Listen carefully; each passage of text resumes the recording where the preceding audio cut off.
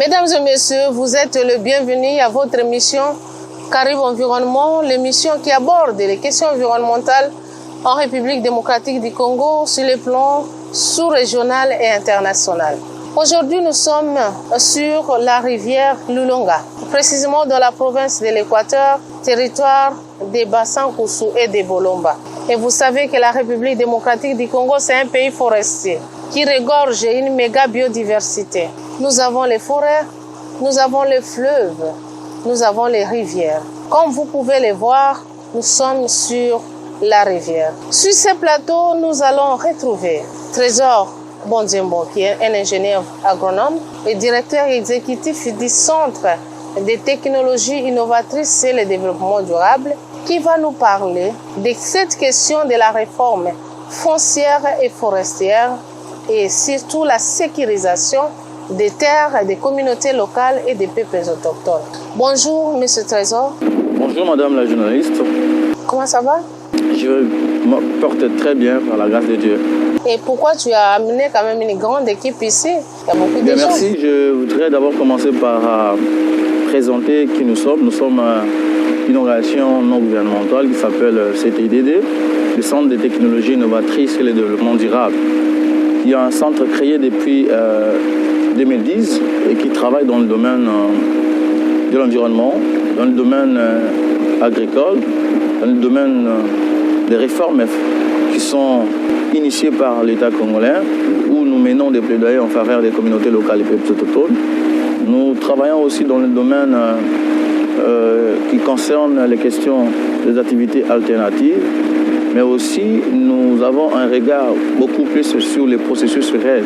Il y a un processus sanitaire pour la réduction des effets dus à la déforestation et à la dégradation de forêts. Alors, nous sommes ici précisément pour mener une mission qui cadre dans une logique ou dans une perspective d'amener les communautés locales et peuples autochtones à la sécurisation foncière. Donc nous sommes en train d'exécuter un projet qui est financé par RRI au travers les fonds Bezos. Alors ces projets visent la sécurisation foncière des communautés locales et peuples autochtones.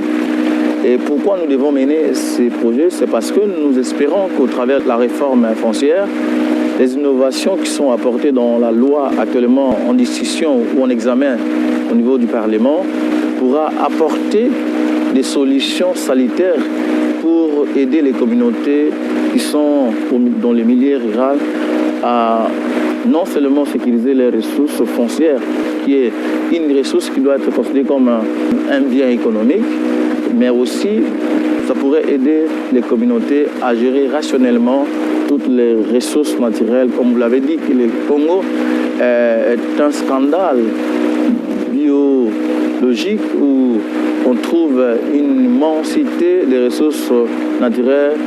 Nous parlerons des ressources forestières, les ressources halieutiques, les ressources hydriques que nous pouvons constater nous-mêmes au travers cette balade en pleine rivière de Lulonga. Vous avez parlé des outils que le gouvernement a mis en place pour l'accompagnement des communautés. Pouvons-nous savoir exactement quels sont les outils et comment est-ce que cela va se faire? J'ai vu que vous étiez avec les communautés des Bolomba, des bassins Koussou, dans le même processus. Mais qu'est-ce qu'ils vont faire exactement et qu'est-ce que vous devez faire exactement? En fait, madame, je dois vous avouer que l'État congolais a pris les choses en main pour apporter des réformes dans plusieurs secteurs dans notre pays. Et parmi les secteurs, il y a le secteur foncier. Et dans ces secteurs, la réforme, aujourd'hui en pleine discussion au niveau du Parlement, apporte des innovations. Parmi les innovations, il y a ce que nous appelons les CIF, les systèmes d'information foncière, qui a un ensemble de dispositions qui permettent à ce que nous puissions amener aujourd'hui les communautés à sécuriser au travers la numérisation de leurs étendues ou de leurs tenir acquis de manière coutumière. Alors, nous sommes là pour expérimenter un peu les différentes innovations qui sont proposées au niveau de cette loi en cours de révision, pour voir si nous pouvons apporter quelques informations supplémentaires au travers les réalités que nous allons constater sur le terrain. Voilà un peu en quelques mots. Non seulement il y a l'innovation allant dans le sens de mettre en place un système d'information foncière, et dans ces systèmes d'information foncière, la finalité, c'est de donner un document attestant les droits de jouissance dont la loi reconnaît aux communautés locales des peuples autochtones. Ici, je voudrais préciser quoi? Nous voulons préciser qu'avant, l'État reconnaissait les droits fonciers coutumiers, mais ces droits étaient un droit qui était seulement relevé ou déclaré au niveau des dispositions de la loi, mais cela ne donnait pas de possibilités aux communautés de détenir un document qui peut attester réellement que ces tenir leur appartiennent. Alors aujourd'hui, au travers de cette réforme, il est proposé, au travers du processus successif, qu'à la finalité, toutes les tenir coutumières, les tenir foncières coutumières soient sanctionnées par une attestation coutumière. Cette attestation va faire office ou pourrait aider les communautés à présenter comme un certificat d'enregistrement en ce qui concerne le foncier. Alors, comment cela va se passer?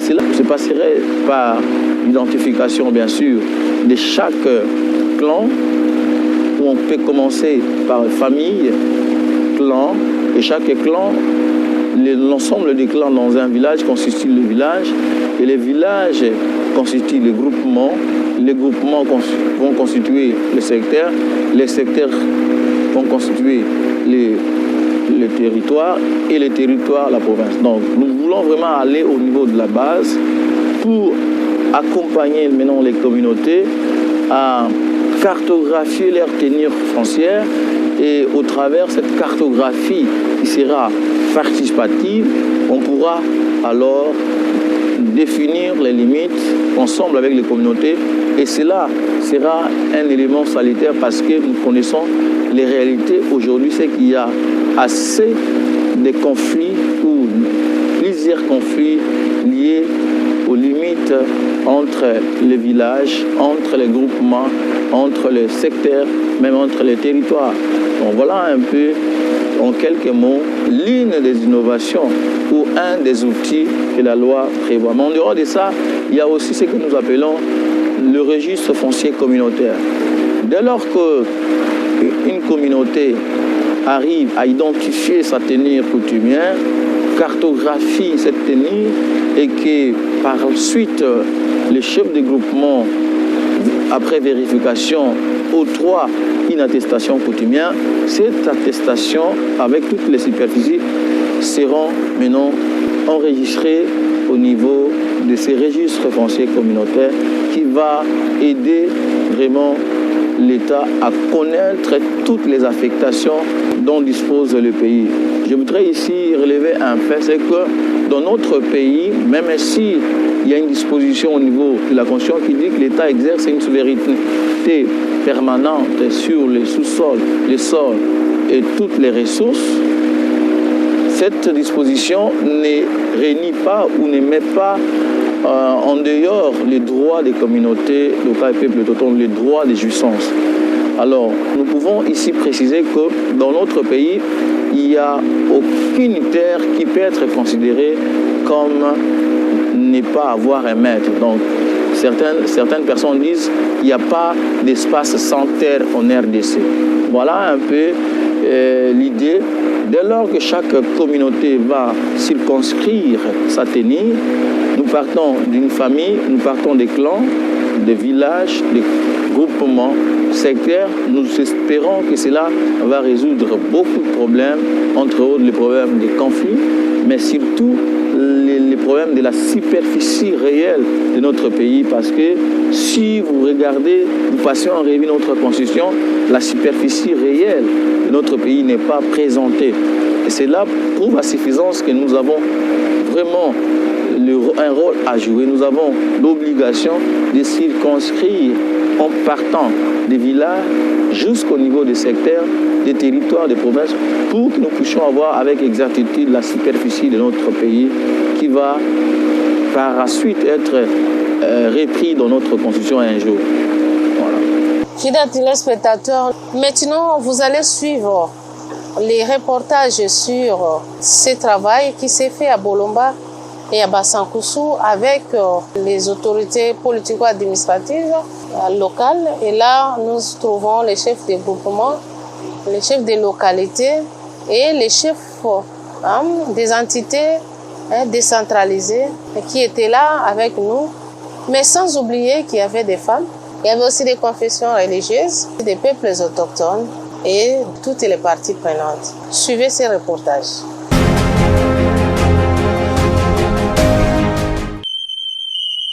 La sécurisation foncière et forestière des communautés locales et peuples autochtones constitue à ce jour un enjeu et un défi majeur dans la gouvernance des terres et des forêts en République démocratique du Congo. C'est dans ce cadre que le Centre des technologies innovatrices et le développement durable CTIDD, avec l'appui financier de l'Initiative pour les droits et les ressources RRI, à travers les fonds Bezos, prévoit accompagner certaines communautés locales et peuples autochtones dans la sécurisation de leurs terres à travers des outils promis par les réformes sectorielles en favorisant les approches qui réduisent la pression sur les écosystèmes et améliorent leur bien-être social d'ici 2025. Une forte délégation de cette organisation non gouvernementale vient de séjourner dans la province de l'Équateur où elle a organisé des ateliers d'information et de consultation des autorités politico-administratives et coutumières des entités territoriales décentralisées en vue d'obtenir le clip communautaire et identifier les ayants droit ainsi que les différents espaces et les terres des communautés locales et peuples autochtones qui pourront être sécurisés. C'était question qu'on puisse informer les parties prenantes sur les réformes en cours, y compris particulièrement la réforme foncière, de sorte à les donner les informations sur les innovations qui vont venir, qui sont déjà au niveau de la loi. Et ces innovations prennent en compte les questions de numérisation des espaces et des terres des communautés. Comment est-ce que les communautés peuvent suivre une démarche les permettant à sécuriser bien leurs terres d'une façon légitime mise en œuvre, mais ils doivent avoir un document légal qui doit être entérimé au niveau du groupement et au niveau du secteur. Nous, en tant que société civile, nous, en tant que d'autres parties prenantes, on va s'assurer que l'équipe du foncier qui se trouve au niveau du secteur ait tous les outils possibles, de sorte qu'ils puissent vraiment accompagner les communautés à enregistrer leurs forêts d'une façon informatisée.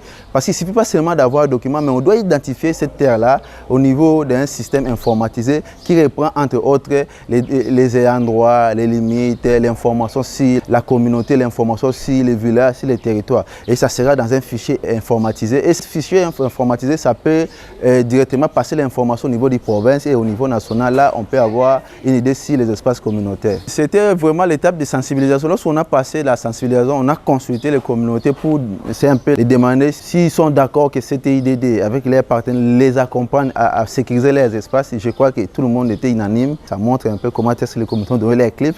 Ils acceptent, ils nous attendent à bras ouverts pour qu'on puisse les accompagner de sorte qu'ils aient aussi leur terre sécurisée dans cette réforme d'une façon légale et légitime. Je crois que la réforme, c'est un processus. Le processus ne se termine pas aujourd'hui.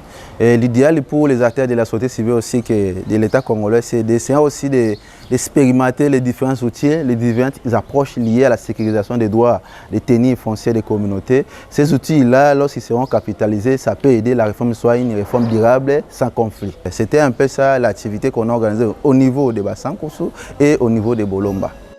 Les autorités politico-administratives et coutumières des entités territoriales décentralisées ont promis leur accompagnement et la facilité aux communautés ainsi qu'à CTIDD pour la bonne gouvernance forestière et foncière. Mes impressions sont positives par rapport à l'atelier d'aujourd'hui. La population a bénéficié de beaucoup de choses là et ça concorde même au plan du gouvernement du chef de l'État. Il y a un problème du plan de développement au niveau de la base locale et l'atelier a amené les matières qui sont intégrées et on a été même avec le chef des secteurs et les chefs des groupements et nous allons descendre jusqu'au niveau des secteurs, au niveau des groupements, au niveau des villages pour que l'information puisse bien spéculer au niveau de la population. On va les accompagner de toutes les façons. Le développement est au niveau de la base et quand on le fait, c'est c'est pour l'intérêt de la population. Je remercie le CTIDD pour l'initiative. On va soutenir ça parce qu'on est jeunes. Qu'est-ce que nous allons laisser demain à nos enfants? Il faut laisser l'environnement, il faut laisser la forêt à nos enfants. Notre apport, c'est sensibiliser, soutenir les activités de la CTIDD. Ça fait aujourd'hui plus de 4 ans que le secteur de Bolomba est en train de sensibiliser l'opinion et la population pour la foresterie communautaire. Je suis très ravi de joie parce que quand je suis venu ici à Bolomba, je vis que la loi foncière n'a pas été vraiment vulgarisée. Et à partir de cet atelier, beaucoup de gens ont compris qu'il faut vraiment avoir des documents pour dire que vous êtes propriétaire d'une terre quelconque. Cela vraiment est de notre attribution de vulgariser la loi comme vient de commencer le CTIDD. La forêt n'est pas un problème de parole, mais c'est un problème de documents. Il serait important de la population de Bolomba de comprendre ce que le CTIDD est venu leur donner comme appui. Il serait important qu'ils puissent sensibiliser leur base afin d'avoir les documents qui leur permettront de bénéficier aussi de ce que la République a donné comme prix.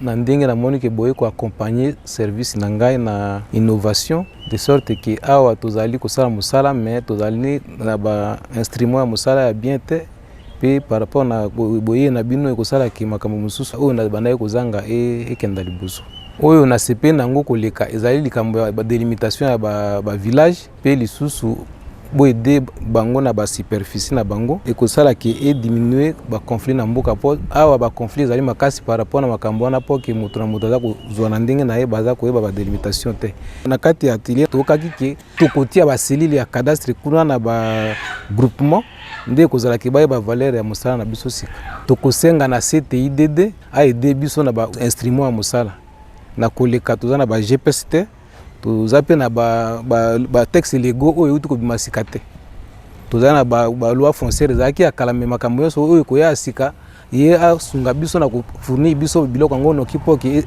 esunga biso na mosala toza kosala makambe belé tozobongisa na mboka kuna okomona place moninga akataki zamba to 30 papa na yakufa responsable atikali ayiko profiter place wana ayiko pesa mwana na travailler mwana na ya moni mabe bapotani baye pa na biso to bongiseli bango alors eloko anezo continuer bazamba wana bazana mikanda te sur ce eloko boyeli il faut mikanda ezoama pour moto na moto a sécuriser jamba na ye na processus oyo ba conflit ekosila pe kimia kokota na mboka puisque moto akobanga leta nzambe azali likolo leta zanase tango leta akotia kimia papa yoko banda okosuka awa yoko banda okosuka awa ba delimitation wana ekozala clair et bato bakovanda kimia en tout cas eloko ya delimitation oyo ngai na kangi wana ezali motu ya makasi na eloko oyo tozalaki bande vraiment soki na bimisi eloko oyo à partir ya enseignement biso tozwi na formation wana ke moto na moto ayebe teni na ye esika azobanda pe esika azosuka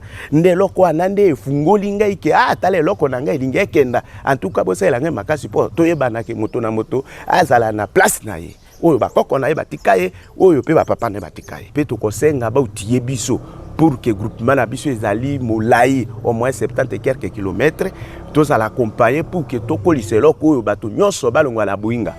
Sous un caractère participatif et collaboratif, des esquisses de tenure foncière, des groupements sous projets ont été produites et les spatiocartes des villages identifiés ont été présentées à tous les participants. À Bolomba, nous avions ciblé des groupements, les groupements Bonzale et Lombe et les groupements Bonzale Monjoy. Avec les communautés des deux groupements, nous avons réalisé ce que nous appelons la prédélimitation.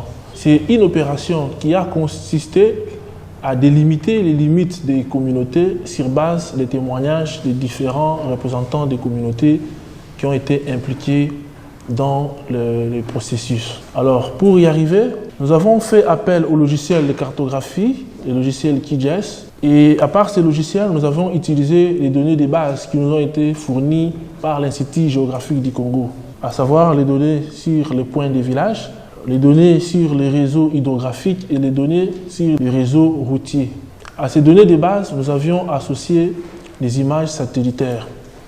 Lorsqu'un propriétaire terrien déclare les limites de son terroir sur base des rivières.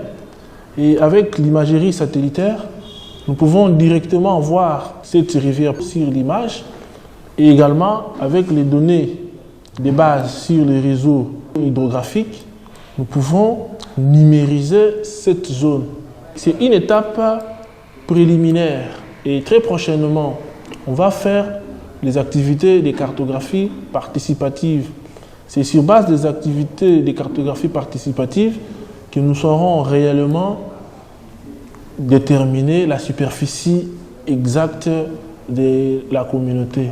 Dans le territoire de Bassan-Koussou, nous avons identifié deux groupements, les groupements Songo et les groupements Ekombe. Tout ce que nous avons fait avec les communautés, sur base de leurs connaissances traditionnelles de leurs espaces, nous avions utilisé les images satellitaires, les données de base, les données sur le point géographique, les données sur les réseaux hydrographiques et les réseaux routiers. Sur base de ces données de base, associées à l'image satellitaire, avec l'aide des logiciels de cartographie, nous avions pu pouvoir déterminer les limites des terroirs de chacune des communautés qui sont identifiées dans le cadre de ces projets. Déjà avec ce que nous avions fait comme séance de prédélimitation, nous avions pu identifier certains conflits entre les différentes communautés. Cette attitude des choses nous donne déjà une idée pour la suite des activités.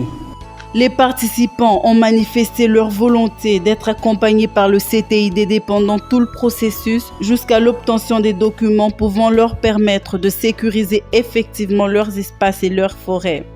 Ils ont sollicité à cet effet des séances de renforcement de capacité en rapport avec les lois et les réformes sectorielles en cours afin d'éradiquer les conflits récurrents liés au foncier et à l'exploitation des ressources naturelles.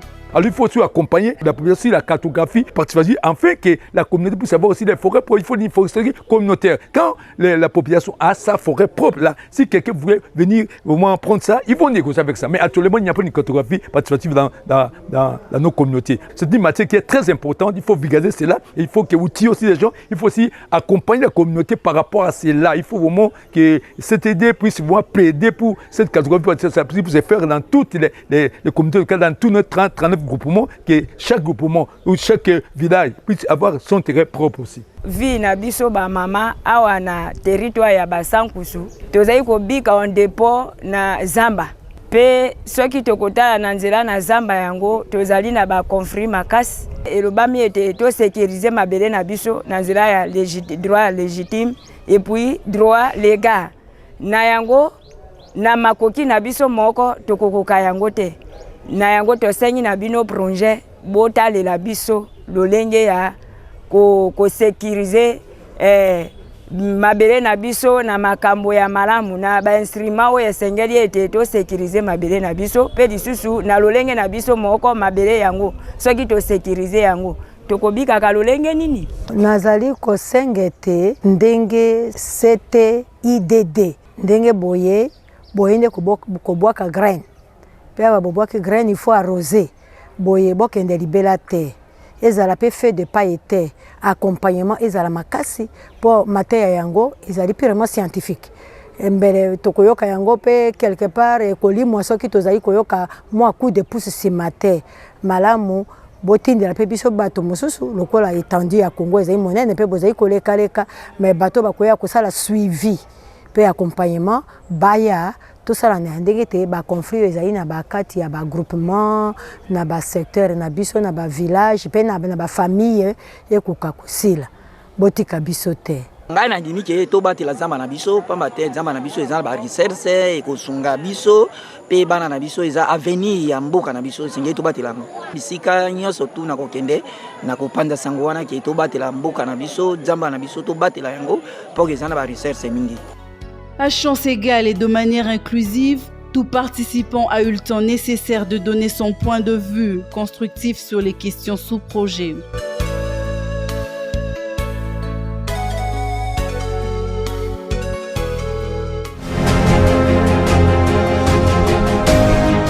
Monsieur le directeur, nous venons de suivre ces reportages, mais essayez un peu de nous situer sur exactement ce que vous allez faire dans les 3 territoires. Nous avons vu Bolomba, Bassankusu et puis Miabi. Merci madame. Le projet va s'implémenter dans les 2 provinces, la province de l'Équateur, la province du Kasaï oriental. Mais dans ces 2 provinces, nous n'allons pas nous étendre sur toute la province. Nous nous focalisons sur les 3 territoires, Bassankusu et de Bolomba dans la province de l'Équateur, mais aussi le territoire de Miabi dans la province du Kasaï oriental. Et dans ces 3 territoires, nous n'allons pas aussi non plus aller pour travailler dans tous les territoires. Vous savez, cela demande et exige des moyens importants. Voilà pourquoi nous nous sommes dit qu'il faudrait aller encore vers un échantillonnage qui va permettre à ce que nous puissions avoir des informations qui pourront nous donner une idée générale peut-être pour toute la province et voir comment alimenter les informations. Donc ici, je voudrais dire que nous sommes précisément dans les territoires de Bassankusu, là où nous allons vers des groupements, les groupements Ekombe et Songo. Et dans les territoires de Bolomba, nous sommes dans les secteurs de Bolomba, précisément dans les groupements de Bonzale et Bonzoï et les groupements Bonzale et Lombe. Dans ces 2 groupements, nous n'allons pas aussi à travailler dans tous les villages qui constituent ces groupements. Nous serons précisément dans 20 villages pour l'ensemble de ces 2 groupements dans les territoires de Bolomba, mais aussi à Bassankusu, dans les 2 groupements Songo et Kombe, nous serons dans 17 villages. Alors, à Miabi aussi, nous n'allons pas travailler dans tous les territoires. Nous allons cibler les villages qui pourront nous aider à atteindre les objectifs que nous visons. Nous visons globalement atteindre pour cette première phase au moins 80 000 hectares qui seront sécurisés dans un premier temps et voir comment nous allons progresser. Je précise ici que le projet va s'étendre pendant 3 ans et nous commençons cette année 2023. Nous allons continuer l'année prochaine et vers l'année 2005, nous allons atterrir. Le projet a plusieurs axes. Je vais ici parler d'abord de la consultation communautaire. Et c'est ce que vous êtes en train de faire ou vous avez fait? Oui, c'est déjà ce qui est en train d'être fait. Le projet vient d'être lancé et là, nous sommes justement partis pour consulter ces communautés, les informer sur les réformes et avoir leur consentement si elles sont prêtes, ces communautés, à accepter d'être accompagnées par les centres. Et je peux vous informer que ça a été comme une opportunité qui ne pouvait pas être manquée par cette communauté. Elles ont totalement accepté d'être accompagnées parce qu'elles réalisent que ça pourra leur aider à non seulement détenir des documents, des attestations coutumières qui leur assurent la légitimité, mais aussi la légalité en ce qui concerne les droits de tenue foncière, mais aussi ça pourrait aider les communautés à se départager sur les questions des conflits qui sont d'habitude observés au niveau rural. Voilà un peu en quelques mots la précision que je peux porter. Donc il n'y a pas seulement les consultations qui seront menées, mais nous allons aussi nous appuyer sur la vulgarisation de l'ensemble des outils. La loi elle-même, dès lors qu'elle sera promulguée, nous allons voir comment traduire ça en différentes langues pour vulgariser, mais aussi aller vers les communautés pour les présenter les innovations qui sont apportées par la loi. Et en dehors de cette vulgarisation, nous allons aussi nous appuyer sur maintenant ce qui est pratique. Donc, ça va nécessiter d'aller vers ces communautés-là pour les accompagner à la cartographie participative, afin qu'elles puissent nous présenter leurs limites coutumières. Et au sortir, nous aurons toutes les étendues des tenues coutumières de chaque village qui va permettre à ce que nous puissions maintenant voir si nous allons atteindre les objectifs en termes des nombres d'États à sécuriser par village, par territoire et par province. Ensuite, les projets visent aussi d'apporter quelques activités de subsistance, notamment des appuis sur la sémence, sur l'élevage et qu'est-ce que j'ai encore. Et cela, nous n'allons pas les imposer. Donc nous allons solliciter la participation des communautés sur les choix des activités alternatives qui seront développées dans chaque village ciblé par les projets. Une autre question est celle de savoir est-ce que les communautés auront les attestations ou les certificats gratuitement ou non? Parce que la plupart se disent que les communautés n'ont pas l'argent pour quand même faire les dossiers jusqu'à l'envoyer au niveau de la province. Comment cela va se faire? Il y a un appui pour aider les communautés sur ça? Merci beaucoup pour cette question, madame.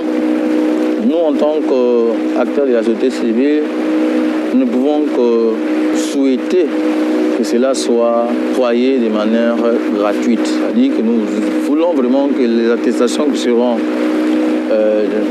livrées par les chefs de groupement soient gratuites. Parce que nous savons tous que les communautés n'ont pas assez de moyens. Si vous exigez encore à cette communauté de payer des frais, ça ne va pas leur faciliter la tâche. Nous prenons d'ailleurs une jurisprudence pour faire identifier un enfant de notre pays dès sa naissance, afin d'obtenir le certificat de naissance, c'est gratuit. Pour avoir la carte d'électeur de notre pays, c'est gratuit, c'est pas payant. Pourquoi? Sur la matière foncière, on doit exiger les communautés de payer de l'argent avant d'obtenir leurs attestations. Nous estimons que ça doit être gratuit. Voilà. Alors, un autre aspect, c'est qu'il faut s'appuyer sur les chefs de groupement. Pourquoi? Parce que tous les processus tournent autour des chefs de groupement. Et nous avons insisté au travers de l'information que nous avons apportée aux communautés, c'est que les chefs de groupement ne doivent pas octroyer ou délivrer des attestations de manière pêle-mêle ou selon leurs désirs ou selon les influences. Ça doit suivre tout un processus. Et ce n'est pas aujourd'hui. Donc, nous estimons qu'il faut passer d'abord par une identification dans chaque village pour savoir quels sont les ayants droit dans ces villages, la reconnaissance qui est la deuxième étape, la troisième étape, la qualification de toutes les limites avec les voisins, les villages voisins bien sûr, mais aussi à la fin, voir comment délivrer cette attestation. Mais nous pensons qu'un travail doit être fait en amont, c'est-à-dire au niveau des chefs de groupement, parce que la loi prévoit qu'il y ait un service attaché aux chefs de groupement qui sera un service habilité à suivre toutes ces étapes dont j'ai parlé, l'identification, la reconnaissance, la qualification et à la fin l'octroi ou la livraison ou la délivrance des attestations coutumières. Et peut-être un autre élément que je n'ai pas relevé, c'est que les attestations ne seront pas délivrées seules. Les attestations seront accompagnées avec une charte qui permet à ce que les différents villages voisins puissent s'entendre sur leurs limites et définir les lignes à suivre par rapport à la gestion même de leurs ressources dans les jours à venir. Donc, parmi les outils que la loi prévoit, il y a d'un côté la charte qui est un document de consensus entre les villages voisins, mais aussi cette attestation qui se présenterait comme un certificat d'enregistrement, mais cela, c'est au niveau de la coutume. Nous avons dit que ces documents doivent maintenant être enregistrés au niveau du registre foncier communautaire pour éviter qu'il y ait des affectations ou l'empiètement de certains droits au niveau de chaque village. Voilà un peu ce que je vous prépare. Fidèles téléspectateurs, nous sommes en train de parler du processus de la réforme foncière et forestière en République démocratique du Congo. Et vous pouvez voir, nous sommes sur la rivière Lulunga. Vous pouvez voir la beauté de la nature et regarder les eaux douces qui sont là. La République démocratique du Congo vraiment contribue à la réduction des émissions de gaz à effet de serre liées à la déforestation et à la dégradation. Et parce que dans les projets, il y a deux volets, les communautés locales et les peuples autochtones. Mais cette EDD travaille avec l'association des femmes, des filles, des peuples autochtones, pygmées. Et là, vous êtes même parti jusqu'à Dianga pour sensibiliser les peuples autochtones pygmées. Quelle fut vos motivations sur cette question? Aujourd'hui, dans notre pays, nous félicitons l'État parce que, au travers le plaidoirie que la société civile a mené, nous avons trouvé un écho favorable auprès des autorités de notre pays jusqu'à ce que nous puissions avoir aujourd'hui une loi portant protection et promotion des peuples autochtones pygmées. Cette loi va aider beaucoup pour la promotion de cette communauté qui a été tant marginalisée. Dans les missions que le centre s'est assignées, les communautés autochtones et peuples pygmées constituent une des cibles la plus importante dans nos interventions. Et nous avons voulu, dans le cadre de cette promotion, permettre à ces communautés-là d'arriver à sécuriser les ressources foncières aussi. Je dois vous avouer que ces peuples, en dehors de tout ce que nous pouvons dire, a été dépossédés de toutes les terres qu'elles possédaient depuis les ancêtres. Et d'ailleurs, certains documents disent que c'est la seule communauté qui peut être considérée comme autochtone de la RDC parce qu'elles ont été là, elles continuent à gérer de manière rationnelle les ressources. Mais vous allez remarquer qu'à chaque fois, ces peuples sont écartés de leurs espaces, de leurs terres, des forces ou des fois par d'autres communautés voisines. Donc nous sommes dit, si nous cherchons à sécuriser les tenues foncières communautaires seulement pour les Bantous ou les autres ethnies, pourquoi pas aller vers les peuples autochtones pygmées? Et les projets dont nous parlons, c'est un projet qui est aussi financé dans ces volets-là. Les populations autochtones pygmées de la province de l'Équateur, notamment dans le territoire de Bikoro, dans le territoire d'Ingende, dans le territoire de Bolomba, mais aussi dans la province de Maïndombe, précisément à Inongo et Akiri, sont aussi concernés par un autre volet du projet qui va penser aussi à la sécurisation de leur tenue. Mais là, nous voyons aussi comment amener ces communautés à la résilience au travers les activités de subsistance, mais aussi au travers des appuis qu'on peut apporter pour les soulager par des activités agricoles notamment, mais aussi par l'élevage. Donc ici, je voudrais dire qu'un projet, mais qui a des volets. Il y a un volet autochtone, pygmée, et les volets communautés locales, comme on le dit souvent, c'est-à-dire les Bantous ou les autres ethnies de la RDC. Le Centre de technologie a bénéficié du financement de RRI, mais qui va exécuter des projets au même moment. Un projet qui s'occupe justement à l'accompagnement des communautés locales. Ce projet-là sera dans les deux provinces, Kasso orientale et la province de l'Équateur. Et le projet qui vise les peuples autochtones pygmées sera exécuté dans les deux provinces, province de l'Équateur et aussi la province de Maïndombe. Voilà ce que je peux apporter par rapport à ça. Nous sommes presque à la fin de l'émission, monsieur le directeur. Avez-vous un autre mot?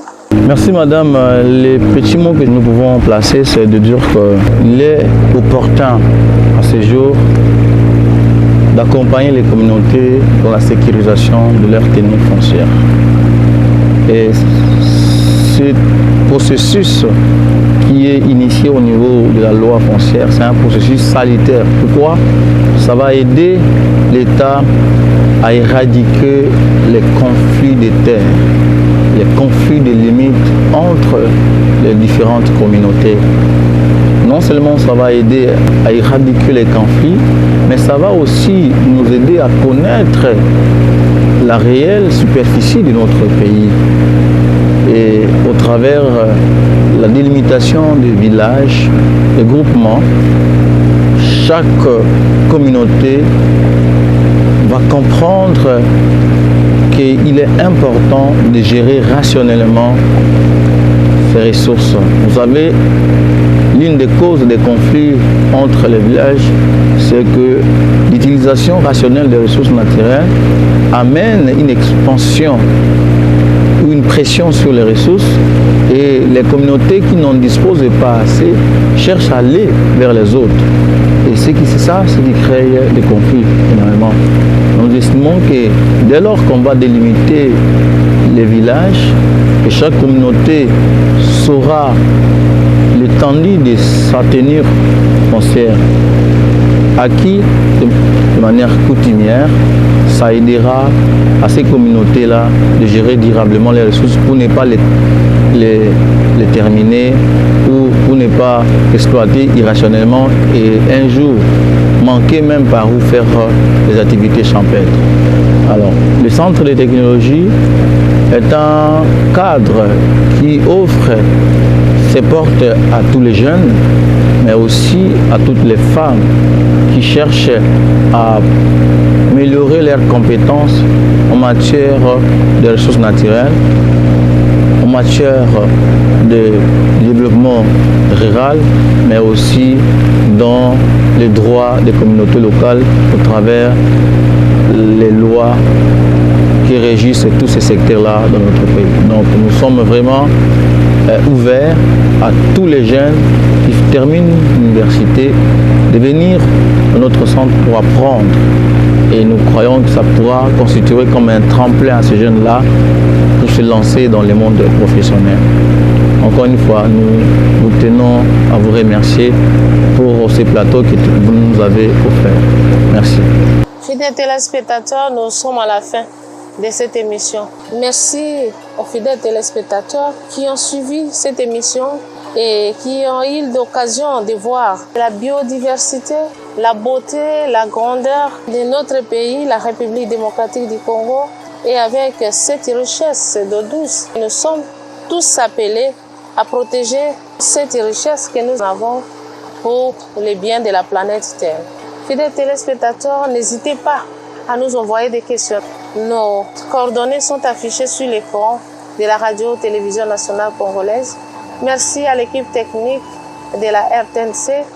Merci au CTIDD, à toutes les parties prenantes qui sont en train de nous suivre à travers le monde. Et quant à moi, je vous dis au revoir, à la prochaine occasion.